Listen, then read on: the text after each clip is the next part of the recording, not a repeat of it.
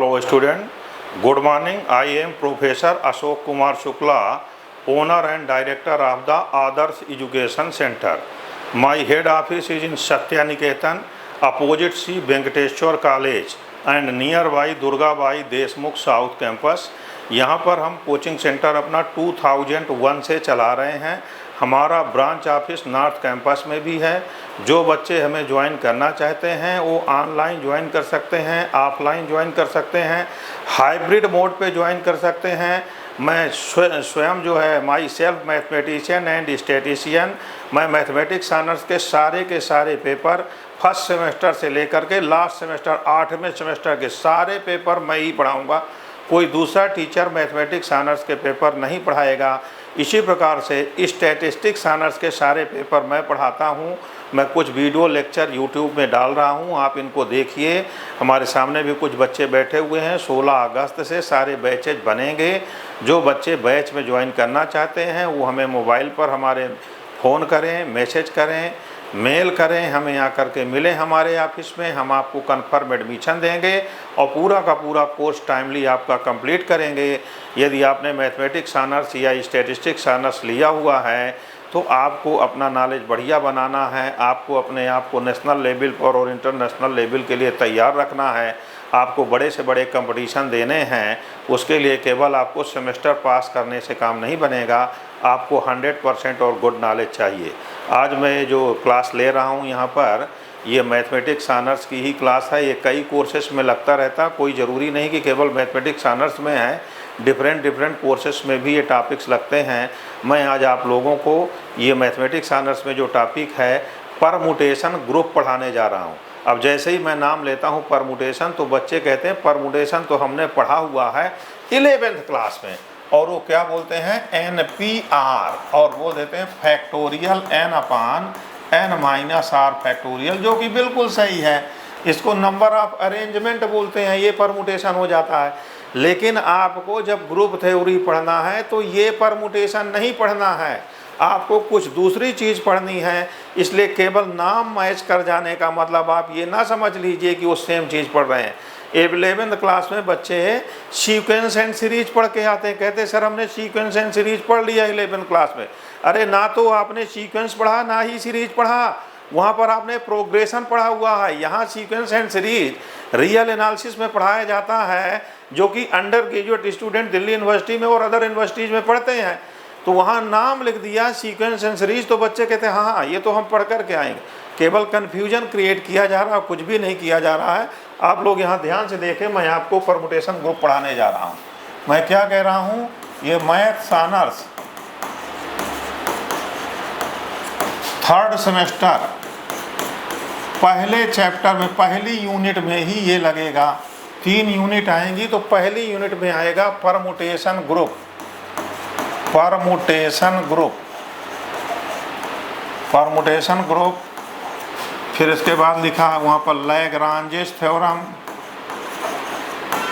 और फिर इसी प्रकार से दूसरी यूनिट आएगी, तीसरी यूनिट आएगी।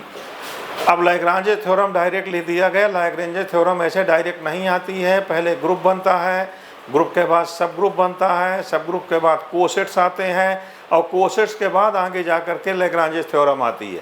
वो सारी चीज़ें एक एक करके बताएंगे हम आप लोगों को। पहले तो आप परमुटेशन जानिए कि परमुटेशन क्या होता है। यहाँ पर ज़्यादा से ज़्यादा जब ऑनर्स लेवल में आप पढ़ते हैं, मैथ ऑनर्स में हो या स्टैटिस्टिक्स ऑनर्स में हो या इकोनॉमिक्स ऑनर्स में हो, ज़्यादा से ज़्यादा आप जब मैथ के फील्ड में आएंगे या स्टैट्स के फील्ड में आएंगे तो फंक्शंस पढ़ने पड़ते हैं। फंक्शंस ये बाइनरी कंपोजिशन है, वो भी एक फंक्शन है। यहाँ पर परमुटेशन जो है वो खुद भी एक फंक्शन है। सीक्वेंस जो होता है वो भी एक फंक्शन होता है। रैंडम वेरिएबल होता है वो भी एक फंक्शन है। प्रोबेबिलिटी जो होता है वो भी एक फंक्शन है। प्रोबेबिलिटी एक फंक्शन होता है जो डिफाइन कहाँ पर होता है, प्रोबेबिलिटी को कहाँ पर हम लोग डिफाइन करते हैं, सिग्मा फील्ड पर डिफाइन करते हैं। प्रोबेबिलिटी भी एक फंक्शन है। तो सारी चीज़ों को मेनली हमारे कहने का मतलब है यहाँ फंक्शन को आपको ठीक से जानना है। इसको मैं डिफाइन कर रहा हूँ कि क्या होता है permutation. Any one one and onto function any one and onto function from a non-empty set to itself. Any one and onto function from a non-empty set to itself is called permutation. I hope आप लोग समझ गए हैं। मैंने लिखा है बच्चों, any one and onto function from a set to itself is called a permutation. Any one and onto function from a non-empty set to itself is called a permutation. एक एग्जाम्पल से आपको समझा रहा हूँ मैं, जिससे आप क्लियर समझ पाएंगे। इफ a इक्वल टू 1 2 3, यहाँ पर 3 एलिमेंट ले लिए गए हैं a में 1 2 3, तो how many functions can be found from a to a which are 1 and onto? My question is what? How many functions, how many 1 and onto functions can be found from a to a? तो इसका answer आएगा, यहाँ 3 element हैं, since cardinality of a equal to 3, therefore number of permutations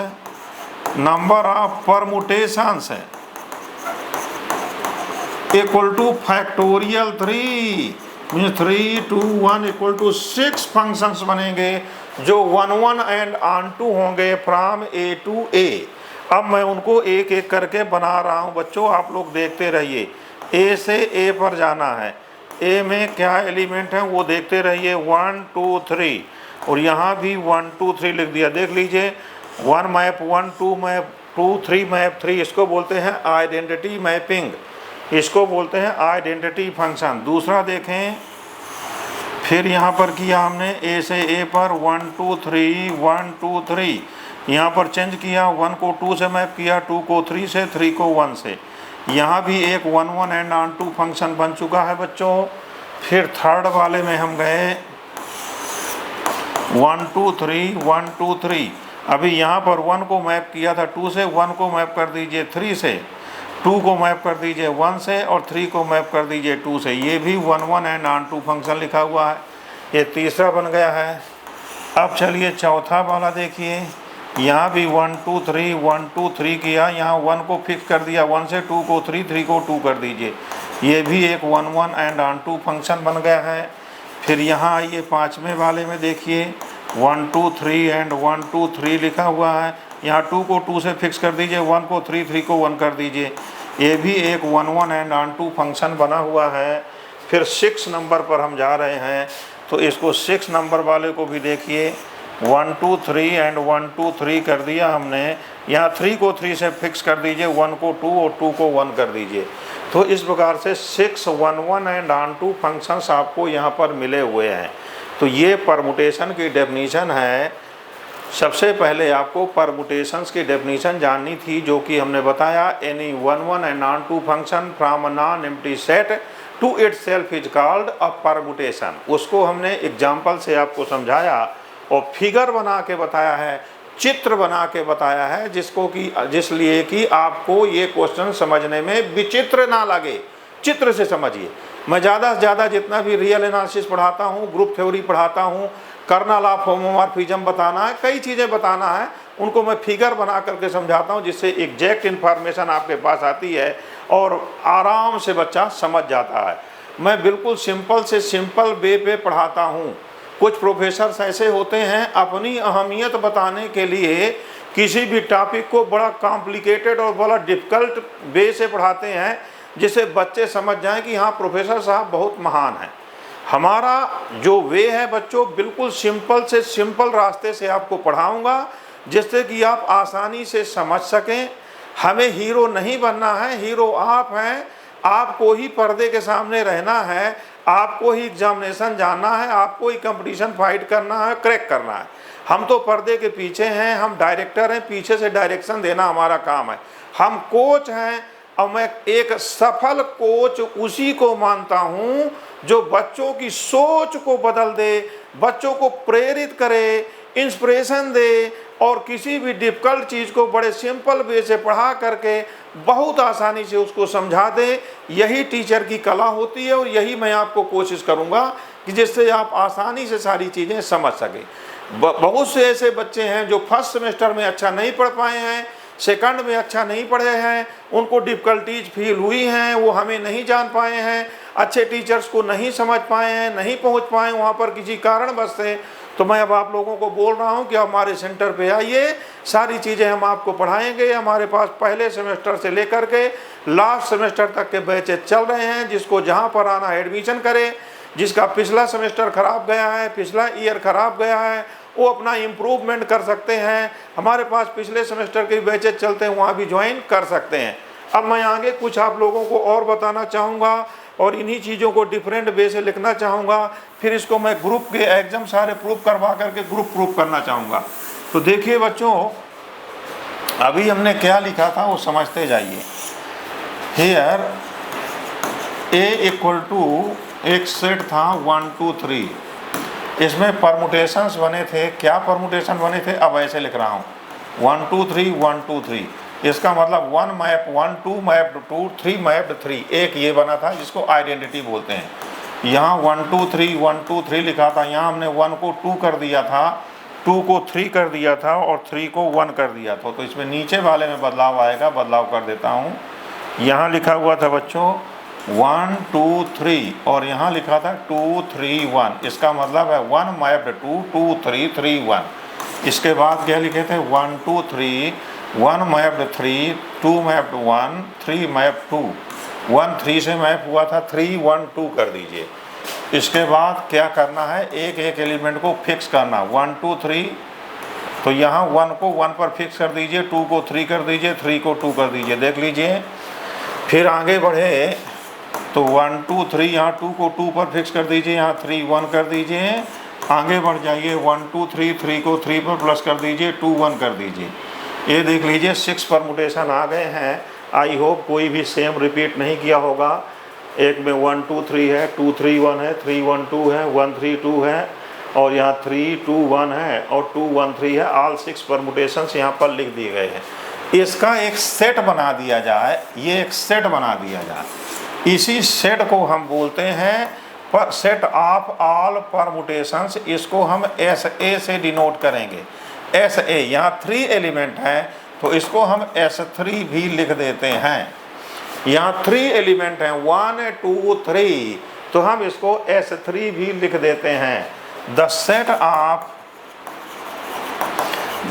of all permutations in set ए पर जितने बने हुए हैं। अब इसको आइडेंटिटी बोलते हैं। 1 2 3 1 2 3 को आइडेंटिटी परमुटेशन बोलते हैं।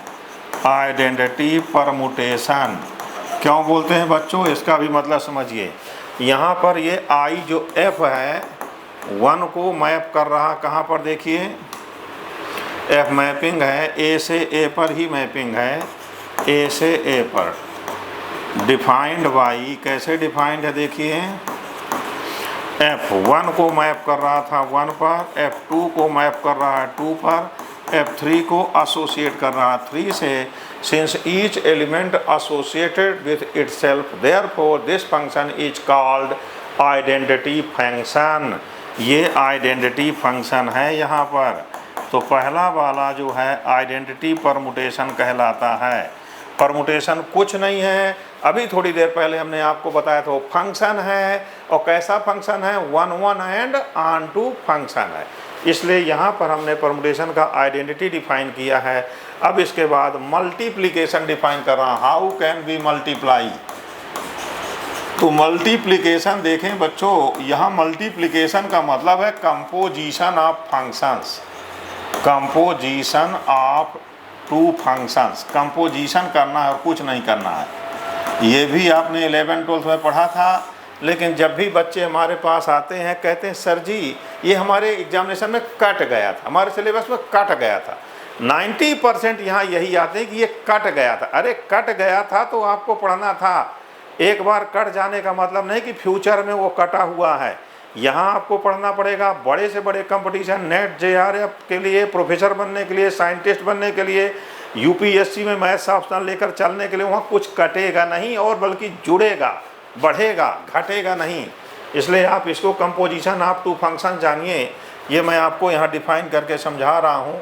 इसके लिए हमें थोड़ा सा जगह चाहिए, तो मैं इधर इसको साफ करता हूँ और आपको कंपोजिशन ऑफ फंक्शंस जो है पढ़ा रहा हूँ। देखिए कैसे कंपोजिशन ऑफ फंक्शंस को डिफाइन करेंगे। F is mapping from A to B and G is mapping from B to C, ऐसा लिखा। अब यहाँ डायग्राम बनाता हूँ, चित्र बना रहा हूँ, जिससे आपको ये विचित्र बिल्कुल ना लगने पाए बच्चों। यहाँ A लिखा, कुछ बच्चे हंस रहे हैं, कह रहे हैं कि सर आप ऐसा क्यों बोल रहे हैं। बोलना बहुत ज़रूरी है बच्चों। ये F लिखा हुआ है, ये G लिखा हुआ है। तो जब यहाँ A से C पर जाते हैं, देखिए F is mapping from A to B and G is mapping from B to C। तो जैसे ही हम पूछते हैं कि A to C बताइए, तो बच्चे सीधा सीधा बोलते हैं सर FOG, जो कि गलत है। ये FOG नहीं होता है, ये होता GOF, मतलब G कंपोजिशन F। तो यहाँ देखिए that is G composition F एक फंक्शन होता है फ्रॉम A से लेकर C पर। अब इसको याद कैसे रखेंगे। जब G कंपोजिशन F लिखा है तो डोमेन जो आएगा वो G का आएगा, सॉरी, जो डोमेन आएगा वो लास्ट वाले का F का आएगा। F वाले का डोमेन A लिखा था तो A कर दिया, और को डोमेन G का आएगा तो G का को डोमेन C लिखा हुआ था। तो G composition F is mapping from A to C such that कि यदि आप G कंपोजिशन FA करते हैं तो G बाहर होगा और FA आएगा। अब देखते रहिए, G आएगा, FA को हमने B लिख दिया। देखिए यदि A यहाँ पर है तो F उसको यहाँ पर लेकर जाएगा, ये FA बनेगा। FA B का एलिमेंट है, इसलिए हमने उसको B से डिनोट कर दिया। अब जब G चलेगा तो B को यहाँ से लेकर के यहाँ पर ले आएगा, तो ये GB बनेगा। GB कहाँ का एलिमेंट हो जाएगा, C का। तो ये बन जाएगा GB और ये बिलोंग कर जाएगा जहाँ पर, कहाँ पर, C पर। तो G कंपोजिशन FA का मतलब होता है G ऑफ FA। सिमिलरली यदि आपको F कंपोजिशन GA करना है तो F को बाहर रखिए और G ऑफ A कर दीजिए। ये कंपोजिशन की डेफिनेशन है बच्चों, इसलिए हम यहाँ पर आपको कंपोजिशन सिखा रहे थे। उम्मीद है कि composition of any two functions आप समझ गए हैं।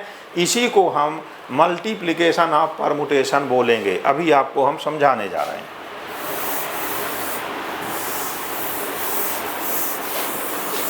देखिए मल्टीप्लिकेशन कैसे करना है बच्चों। यहाँ लिख रहा हूँ मैं, multiplication of any two permutations.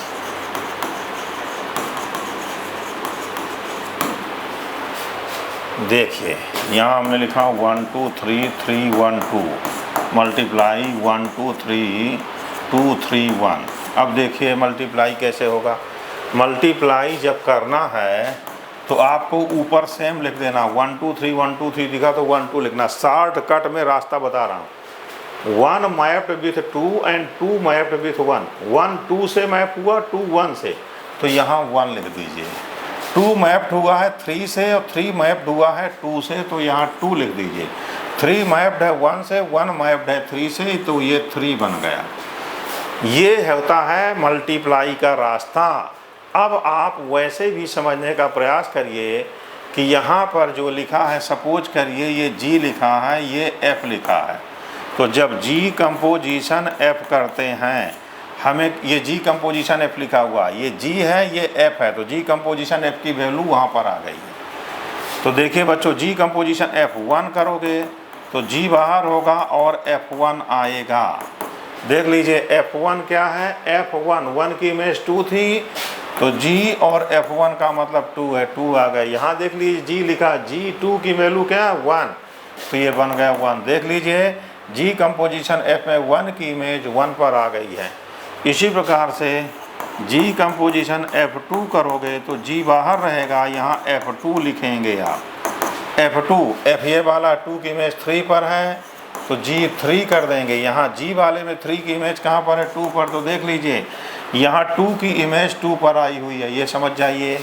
इसी प्रकार से यहाँ G का पोजीशन F3 करोगे तो G बाहर रहेगा F3, 3 की इमेज 1 पर है, G1 की इमेज 3 पर है तो ये 3 पर आ गया। देख लीजिए बच्चों, पहले 1 फिर 2 फिर 3 आया हुआ है। इस प्रकार से मल्टीप्लिकेशन ऑफ एनी 2 परमुटेशंस करने हैं, जो कि composition of any 2 permutations, composition of any 2 function है, वो बताया हमने।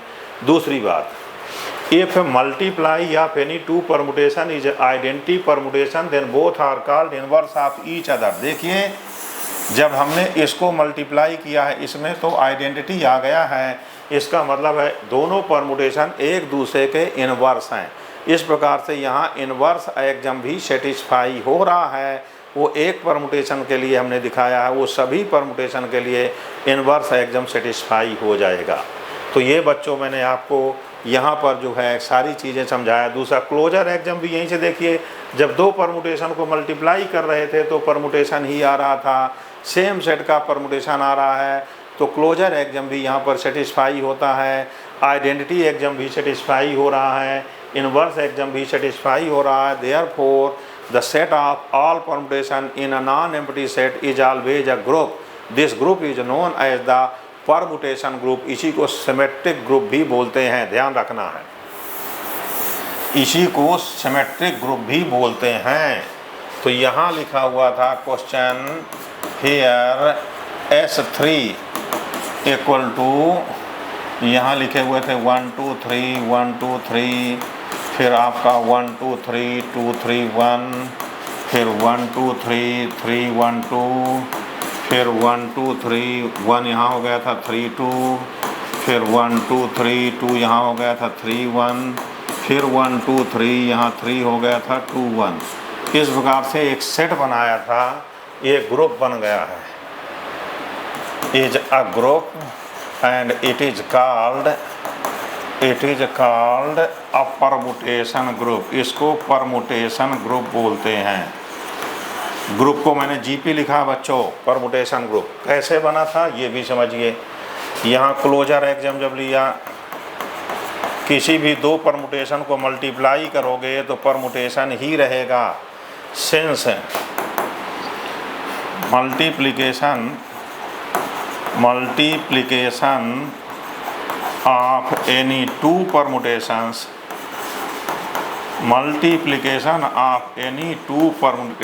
in A is a permutation in A, therefore closure axiom closure axiom satisfied हो गया है, या होल्ड कर दीजिए एक ही चीज़ होती है।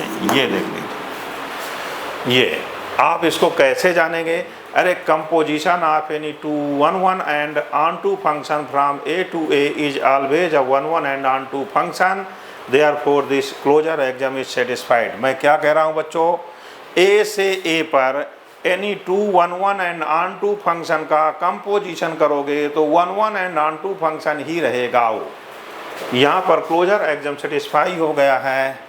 दैट इज, इसको लिख देंगे F कंपोजिशन G बिलोंग करेगा S3 में for all F and G belonging to S3, या इसी को ऐसा लिखना चाहते हैं अल्फ़ा 1 अल्फ़ा 2 बिलोंग करेगा S3 में for all alpha 1 and alpha 2 belonging to S3। ये क्लोजर एग्जाम सेटिस्फाई हुआ है। यहाँ जब एसोसिएटिव देखोगे बच्चों, एसोसिएटिव, तो यहाँ alpha 1 composition alpha 2 composition alpha 3 equal to alpha 1 composition alpha 2 composition alpha 3 हो जाएगा for all alpha 1 alpha 2 alpha 3 belonging to S3। इसमें क्या लिखेंगे बच्चों, since composition of any 2 function always satisfy associative exam, therefore here associativity satisfied। ध्यान रखिए, same time पर composition of any 2 function need not commutative exam को नहीं satisfy करता है in general, but associative exam को सेटिस्फाई करता है always. Therefore associativity is satisfied in the set of permutations। इसके बाद बच्चों जानना है आइडेंटिटी एग्जाम, जो कि हमने आपको बताया था कि आइडेंटिटी यहाँ पर क्या था। ये लिखा हुआ है आइडेंटिटी में पहला वाला एलिमेंट ही आइडेंटिटी है। यहाँ पर आइडेंटिटी को हम एप्सिलॉन से डिनोट कर देते हैं 1 2 3 1 2 3 belonging to S3 is identity. यही आइडेंटिटी एलिमेंट है। अरे आपको पता है आइडेंटिटी फंक्शन, अभी मैंने इसको बार बार बताया, आइडेंटिटी है that is alpha composition epsilon equal to alpha equal to epsilon composition alpha for all alpha belonging to S3। ये देखिए यहाँ पर ये भी एग्जाम सेटिस्फाई हुआ है या होल्ड हुआ है। अब इन्वर्स हमने एक बार बताया उधर, लेकिन फिर भी एक बार इन्वर्स निकालना आपको बहुत इजी रास्ते से बताता हूँ। सपोज करिए कि आपको इसका इन्वर्स निकालना है। एफ अल्फ़ा इक्वल टू है 1 2 3 1 3 2। तो जो अल्फ़ा का इन्वर्स करना है तो आपको क्या कर देना, उल्टा कर देना है। नीचे वाले को ऊपर और ऊपर वाले को नीचे कर दीजिए बस।